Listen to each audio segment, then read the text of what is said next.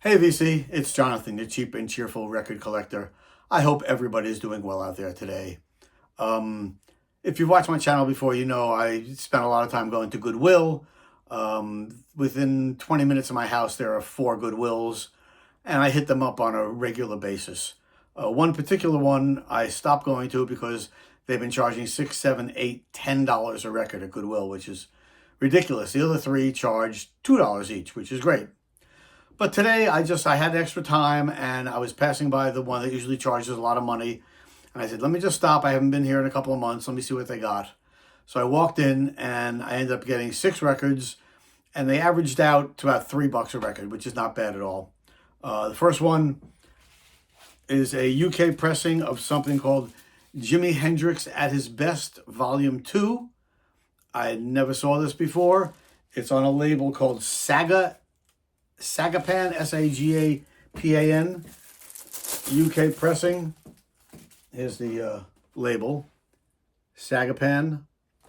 And the songs I really don't know by him. He does Down Mean Blues, Feels Good, Fried Cola, Monday Morning Blues, Jimmy is Tender Too, and Madagascar from 1972. So I'm looking forward to cleaning this up and digging into it. Anytime I can find any Hendrix that I don't know, I gotta grab it. Also, I found this jazz album, Ron Carter Quartet. At the album is called Piccolo, and this was recorded at Sweet Basil in New York City in 1977. March 25th, 26th, 1977 at Sweet Basil in New York City with Kenny Barron on piano, Buster Williams on bass, and Ben Riley on drums. And actually, I just got tickets, my wife and I, when we're in New York in a couple of weeks to go see Kenny Barron at the Village Vanguard. So looking forward to seeing that. This is a nice 2 LP gatefold album, and this is on the Milestone label. Milestone. So that's pretty good. There's a group I saw them years ago opening for The Dead, and it's New Riders of the Purple Sage. And this is their album, Marin County Line. This is also from 1977. Haven't spun this yet, but dig those New Riders. Also, one of my favorites from that era is a great old Commander Cody. And this is without the Planet Airman, just Commander Cody, Flying Dreams, DJ copy, loan, not for sale. Also, this is 1978. Came with the original inner sleeve with the lyrics, which, if you know my channel, you know I love to have the lyrics there. I love to be able to read along as it plays for the first time, get an idea what the record's all going on with the record. So yeah, Commander Cody. Digging the Commander.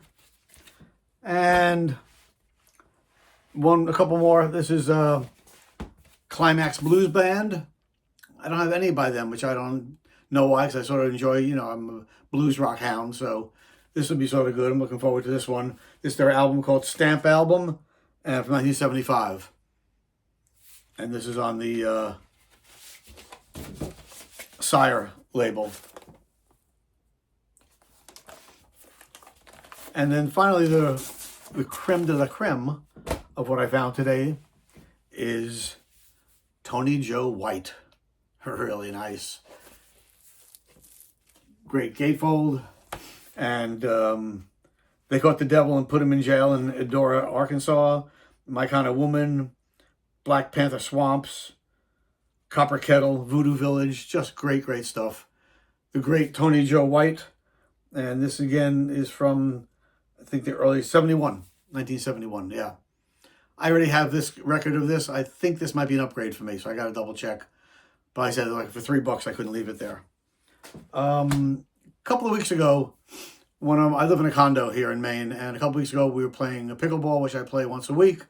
And one of the women heard me talking to one of the guys and said, "Oh, you collect records?" I said, "Yeah, it's a big collector." She goes, "Oh, I'm cleaning out my camp in Maine here. If you have a house on a lake, a little cabin on a lake up north, they call it a camp." So anyway, I'm cleaning out my camp for the season, and I got a whole bunch of records I want to get rid of.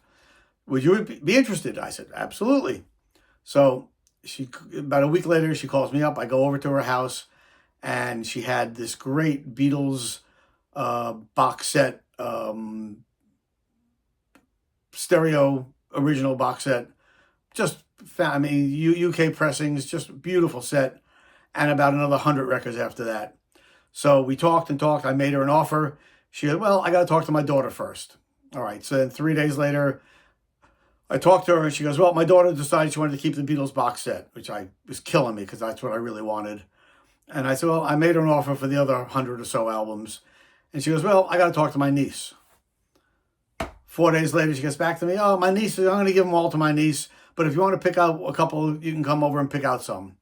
So I said, great. So I went back there. There were a couple I really wanted. And every single one that I picked out, I said, oh, I'd like to have this. Oh, no, I got to keep that one. There was a Jerry Garcia album, the Robert Hunter album, some jazz album. Just whatever I picked up, she goes, no, I got to keep that one. I ended up getting 3 records from her. And sometimes you see records and the vinyl looks scratched and it doesn't look great, and you get worried. You clean it up. But this time they all played fine. None of them looked really good, but they all played really well. And the first one I got was Lou Reed and his album Coney Island Baby, which I've been wanting for a while. It's an original pressing. And I played it yesterday for the first time. Really good. Liked it a lot on the Brown RCA Victor label. And it's a great album. Also, I think from 76.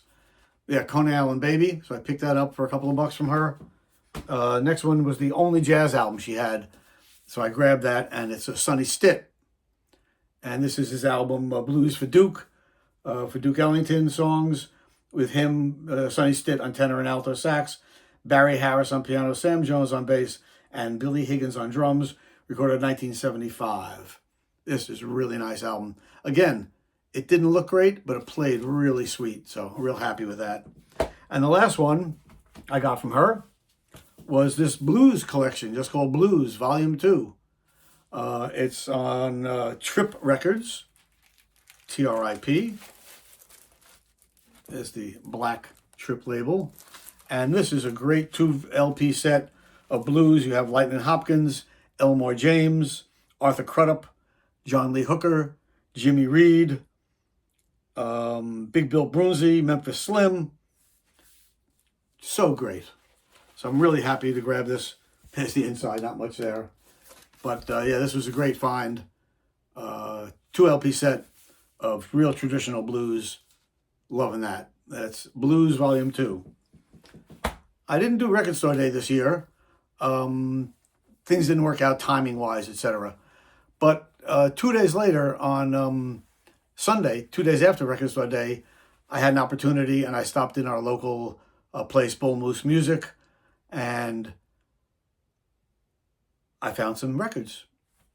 So I got 2 that I was looking for, and the first one I was able to pick up was the Charlie Patton Record Store Day release.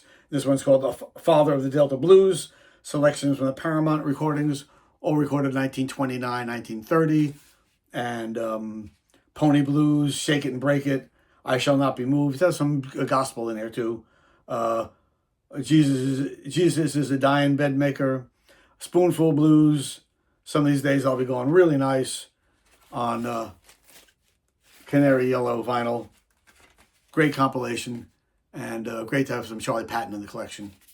The other one, which I was looking for, which I was able to find the last one at the store there, was David Grisman, and this is his album Dog 90, deluxe edition, 2 LP set. Played this the other day.